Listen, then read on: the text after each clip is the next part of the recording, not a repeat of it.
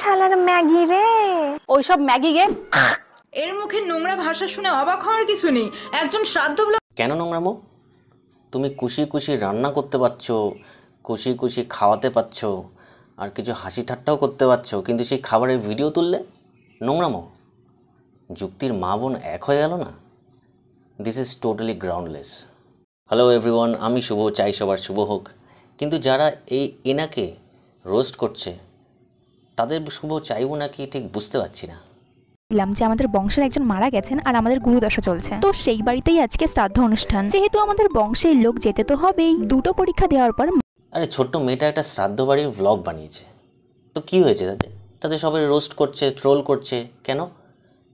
কেউ তো বলছে এটা নাকি নোংরামো। এর মুখে নোংরা ভাষা শুনে অবাক হওয়ার কিছু নেই। একজন শ্রাদ্ধ ব্লগারের মুখ থেকে এর থেকে ভালো ভাষা এক্সপেক্টও করা যায় না।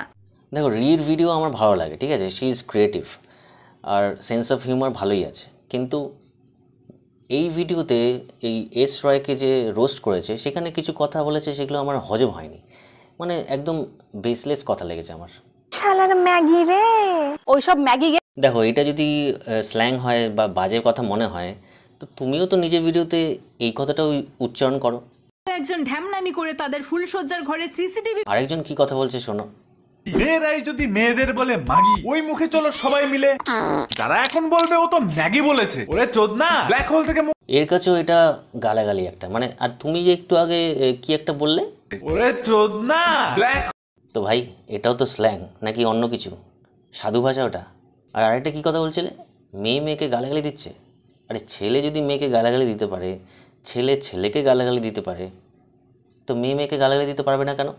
কি প্রবলেম? এটা কিন্তু এক রকমের হিপোক্রেসি, আর কিছু না। হিপোক্রেসি কি ভি সীমা হতি হ্যায়।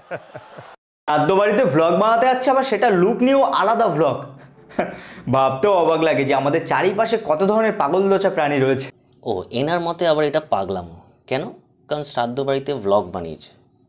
আরে তার ইচ্ছে, সে কি করবে না করবে সেটা তার ব্যাপার। একজন নিজের মতন করে ভিডিও বানিয়েছে, সেটা দেখে যদি লোকে গালাগালি করে তাকে বা উল্টোপাল্টা কথা বলে, সেটাও এক ধরনের পাগলামোই। নিঃসন্দেহে তুই ঠিক কথা বলেছিস।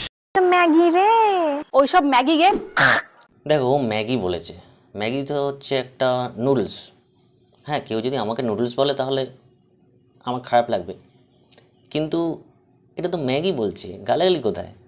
আচ্ছা ঠিক আছে, মানলাম ও গালাগালি দিচ্ছে, কিন্তু ইনডাইরেক্টলি বলছে, ডাইরেক্টলি কিন্তু বলেনি। অনেকে আছে ওকে ডাইরেক্টলি গালাগালি করছে, তো ইনডাইরেক্টলি যদি ও গালাগালি করে থাকে সেটা হচ্ছে এক রকমের ভদ্রতা, আর সেটা এক রকমের স্মার্টনেসের উদাহরণ। বাকিরা তো সব ওভার স্মার্ট হয়ে গিয়ে উত্তাল গালাগালি করছে, উল্টোপাল্টা বকবক করছে। গালাগালি আর উল্টোপাল্টা ইললজিক্যাল বেসলেস কথা বললেই সেটা রোস্ট হয়ে যায় না, যেটা তোমরা সবাই করছো। ফাইনালি আজকেই পেয়ে গেছে একটা শ্রাদ্ধ বাড়ির নিমন্ত্রণ। এই ছেলেটাও শ্রাদ্ধ বাড়ি ভ্লগ বানিয়েছে, ঠিক আছে, কিন্তু এর ভিডিও ভাইরাল হয়নি, বেশি রিচও পায়নি, বেশি ভিউজ হয়নি, 2 থেকে 2.5 হাজার। কেন হলো? কারণ এর ভিডিওতে কোনো নতুনত্ব কিছু ছিল না। There was nothing new to offer. কিন্তু মানে সে একই রকম কপি পেস্ট করেছে, একই রকম ভিডিও বানিয়েছে, কিন্তু মেয়েটি যে ভিডিও বানিয়েছে তার মধ্যে নতুনত্ব ছিল। সে কিছু প্রোডাক্ট আনবক্সিং করেছে, প্রমোশনাল প্রোডাক্ট ছিল। সে একটা গল্পের মতন করে সাজিয়ে নিজে ভিডিওটা বলেছে, থ্রু আউট দ্য ভিডিও একটা গল্পের মতন করে বলেছে। তারপর হ্যাঁ, মেকআপ করেছে, মেকআপ করে শ্রাদ্ধ বাড়ি দেখেছে, সেটাও একটা নতুনত্ব ব্যাপার। তো ও প্ল্যানিং করেই করেছে যাতে ও ভালো ভিউজ পায়। তো এটা একটা স্মার্টনেসের উদাহরণ। আর সে বানাবে নাকি কীরকম ভিডিও বানাবে এমন কিছু ভালগার ভিডিও বানায়নি।